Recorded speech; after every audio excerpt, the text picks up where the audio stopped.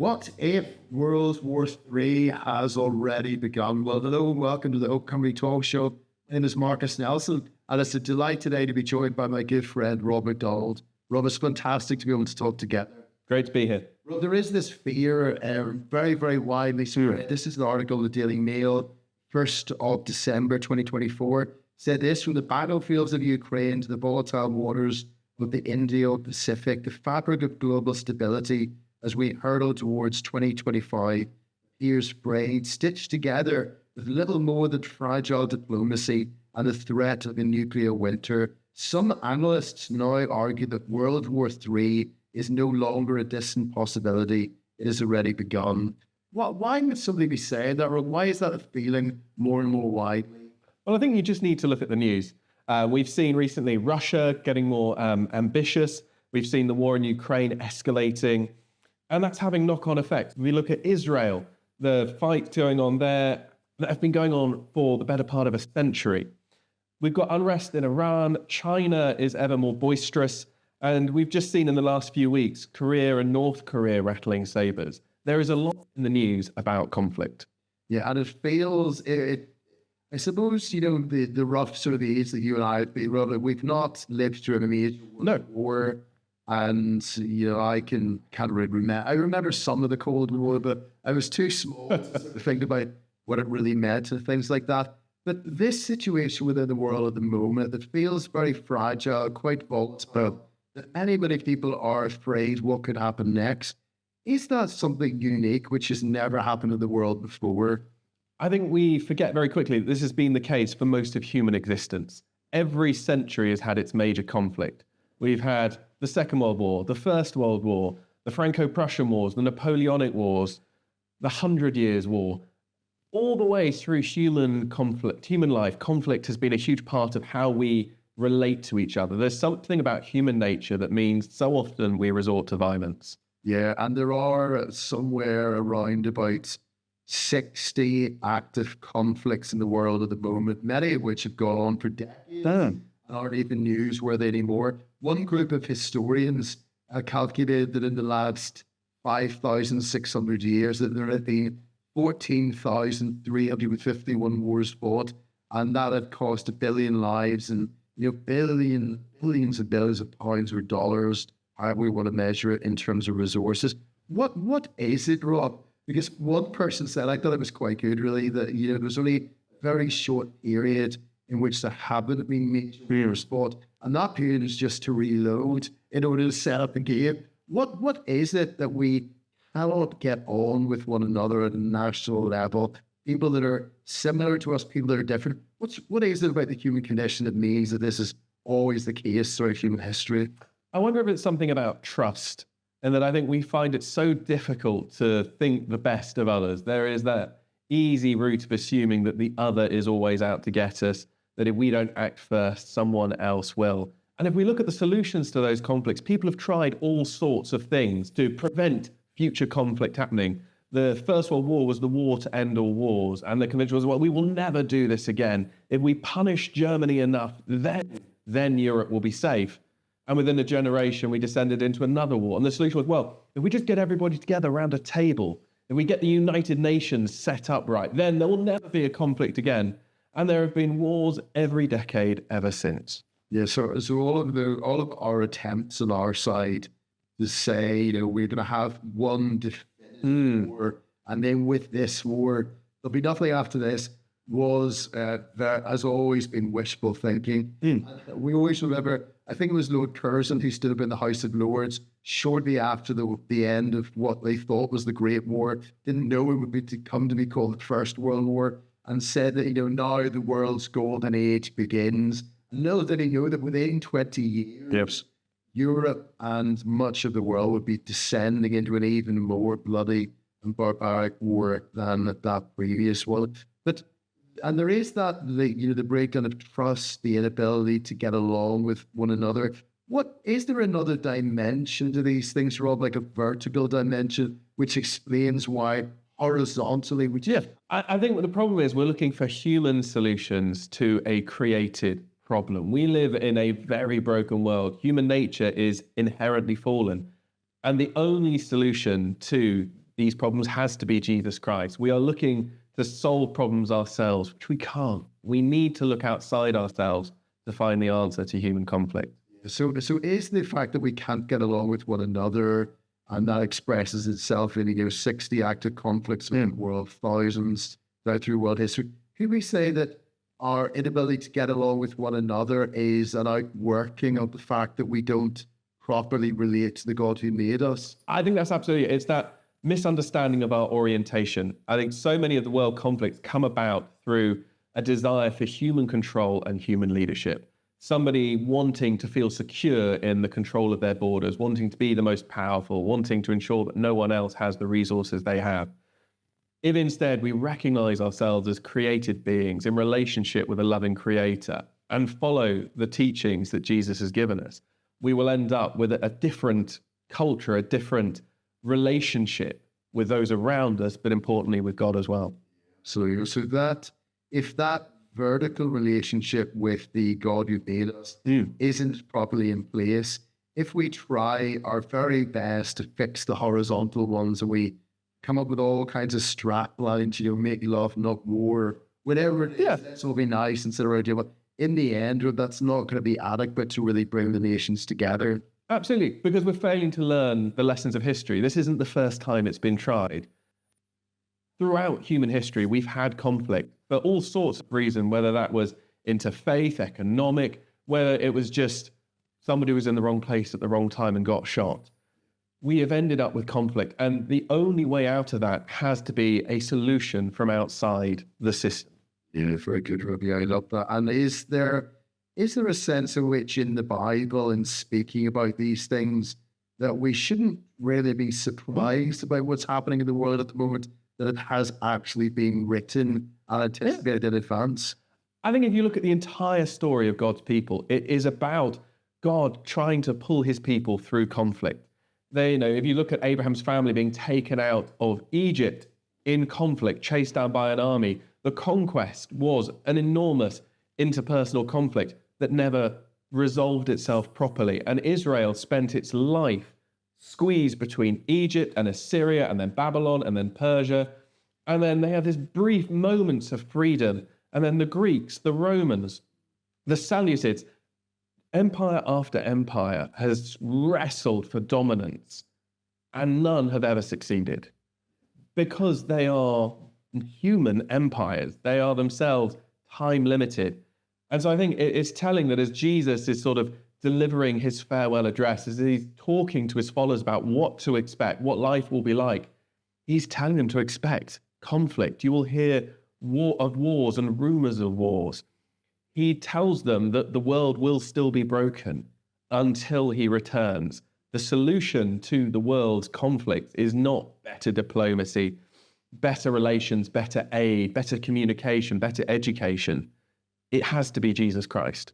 Yeah, very good, Rob. So Jesus himself said that what is happening in the world at the moment would happen. Therefore, when we see it happening on our television screens, we're not surprised or unconcerned. The last book of the Bible, the book of the Revelation, John chapter 6, so having been taken into heaven, that vision of the throne of the Father, then Jesus the Son sitting at his right hand, who controls all of history, and then unlocking those 7 seals of the scroll, and then the 4 horsemen. Now, so I remember a few years ago, do you remember some were saying that it was Richard Dawkins, and Christopher Hitchens, and others, they were the 4 horsemen? That's not the way the 4 horsemen of the book of Revelation have been historically. The black horse representing war and strife. Just talk to us a little bit about that, Rob, as well, in the way, not just Jesus and Matthew 24, but almost expanding upon that in Revelation 6. Jesus is saying the same thing through his servant John. Exactly. And I think, because it would be so easy to look around at the world today and think, well, God's lost control. It's sort of like that unruly primary school teacher. All chaos has broken out in their classroom. And I think what Revelation showed us in those amazing visions is that God is in control. It starts in God's throne room. God is clearly at the reins and things are moving to his ultimate conclusion. There was Robert Leslie Newbegin, who was the Bishop of Siberia. I think he was in Moscow in the middle of the Cold War, and he felt the oppression and the weight of the Soviets and the Americans, and thinking that the whole world was going to blow itself up. And then he stepped into an Orthodox church, and he heard the divine liturgy being sung, and he thought, no, this is the real world. Outside, he think that's the real world that they're determining all of history. This is the real world, the kingdom and the empire of Jesus Christ that will never end. How does that then help us, Rob, in the midst of where we are at the moment here? There is so much fear, so much anxiety. What's going to happen next? Putin going to come further west? Or things in China going to escalate? What about in the Middle East? How does that help us, like that bigger heavenly perspective of Jesus' control over history? Well, I think it has to be that perspective. And our response to the crises we see all around us could be just to throw up our hands and say, what's the point? Instead, it should be to throw up our hands and pray that ancient prayer, come Lord Jesus. And to recognize that Jesus' teachings were given to people in situations exactly like that. The disciples were under Roman occupation and would be for 200 or 300 years. And so Jesus' teachings are just as to us amidst the space today. That importance of seeking for blessed are the peacemakers, looking after the neighbors, looking after those who are least and lost, and remembering that the people that need Jesus the most are young people with guns, and the role that the church has in reaching them with the good news of Jesus Christ. And I think with that in mind, that gives us hope for the future, the recognition that these wars are not inevitable, that they will come to an end. One of the great questions to ask people is, well, where do you see civilization going? For centuries, we've been promised that, we're just a generation away from world peace, from solving the crises of the shortage of resources. And that's never happened. Instead, what we need to be looking for is that generation to come of a life without fear, pain, and suffering that Jesus promises. Absolutely, Rob. It's funny how, isn't it, in some ways, we can feel as if maybe in recent years we had fixed these things.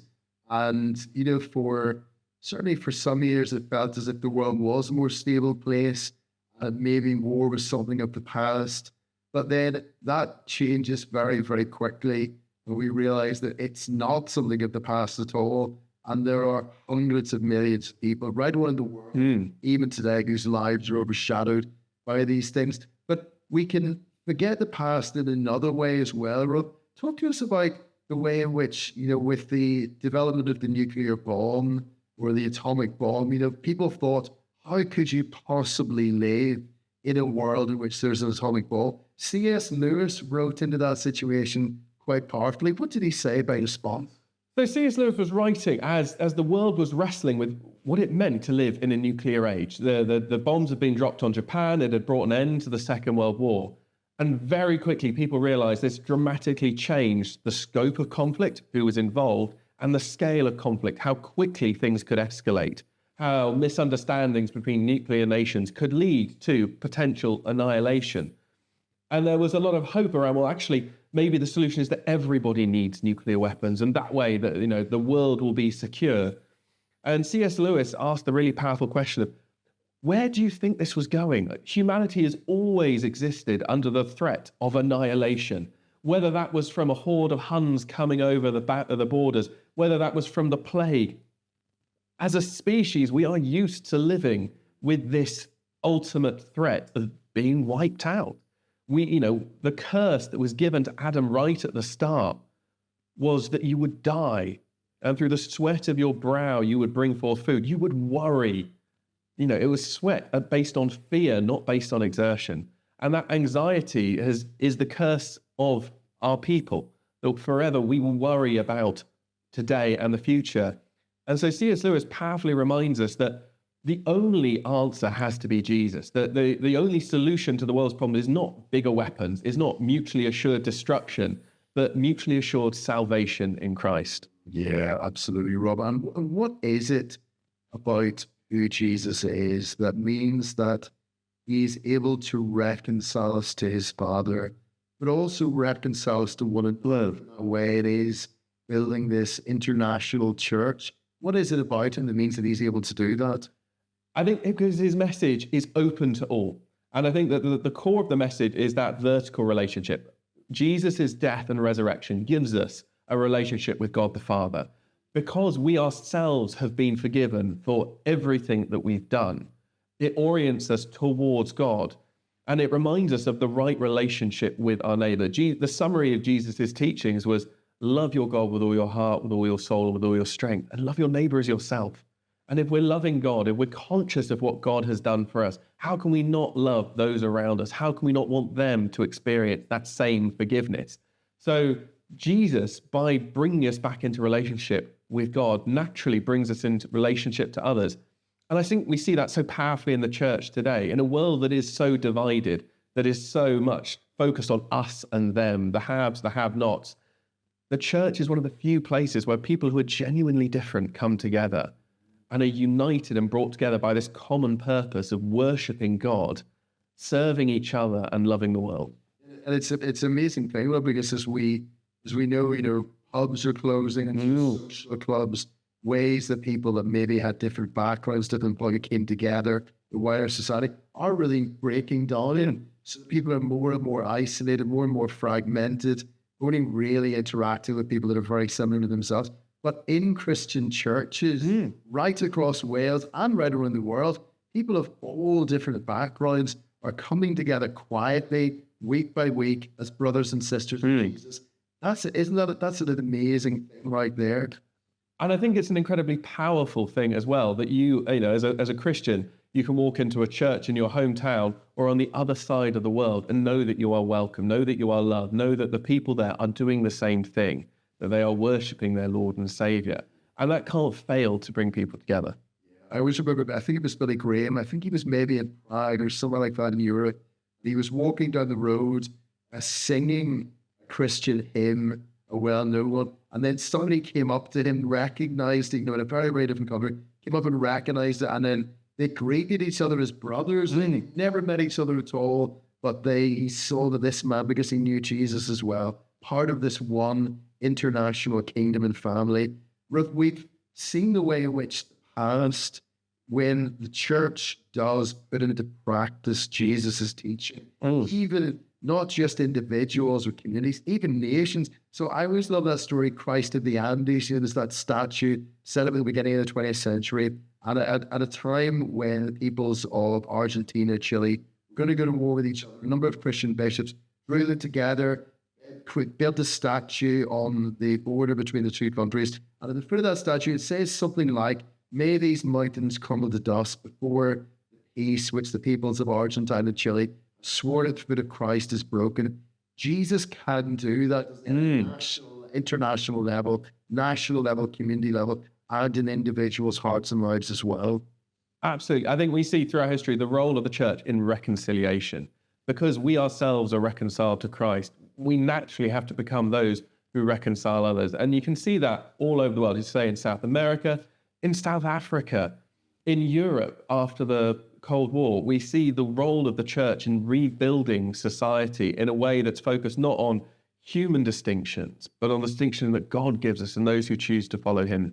And it's an incredible vision. I love the way you spoke about, the Babylonians, the Medo-Persians, the Greeks, the Romans, and the way in which the prophet Daniel had described, one of those, each kingdom giving way to another. And then in the day of the Romans, that there would be another kingdom, just like a little stone that would come, that would shatter that other kingdom, and there would become this great mountain that would fill the whole world.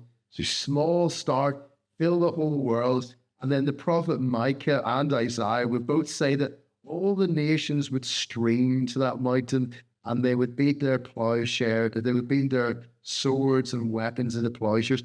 Well, what did those visions mean, Robin? How is that being fulfilled in the world at this very moment? Well, I think it brings together several of the things we've spoken about, that God is ultimately in control, that, again, this sort of sequence of human empires is not some sort of random happenstance, but is something that God is allowing to happen, and saying that they are very different, they have very different cultures, very different understandings of the world, but each of them was doomed to fail. Each seemed too big, too powerful. Alexander the Great conquered a huge chunk of the known world, and within a generation, his empire had disappeared. The Roman Empire seemed to be absolutely unassailable and collapsed within a couple of centuries. it shows that human solutions will never succeed. Each of these empires had a shelf life. And so particularly what Daniel is pointing towards is something different. It's not the sort of fragile statue made of clay or of stone or of metal, but a mountain, something huge and permanent and lasting with a much broader scope.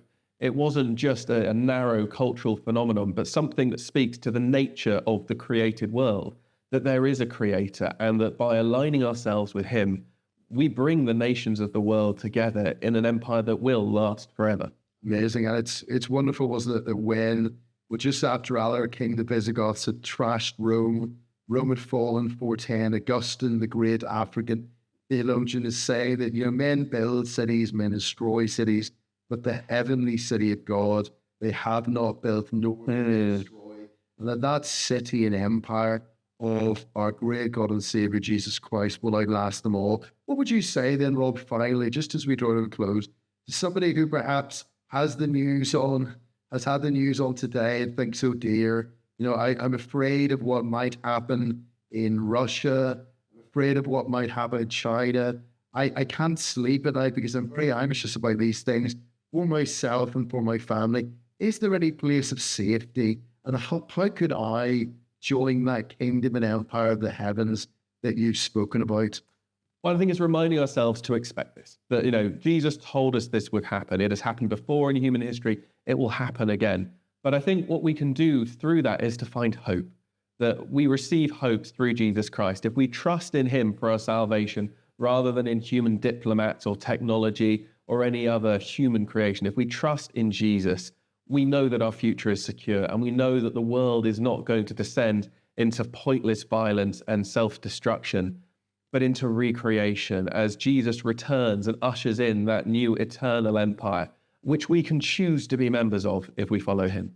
Amen. So thank you so much, Rod. Whether or not World War III has begun, we know that the future with Jesus is secure, and that when he comes again, he will set all things right, and then all wars will cease. He will bring us, all those who know and love him, together in this eternal kingdom that will have no end. Rob, that's a good reason to put our heads down in our pillow at night and to sleep, and not to be afraid, not to be worried about tomorrow, but trusting ourselves to Jesus. And this offer is open to Everyone. Thank you so much, Rob, for all you shared. God bless you. Thank you.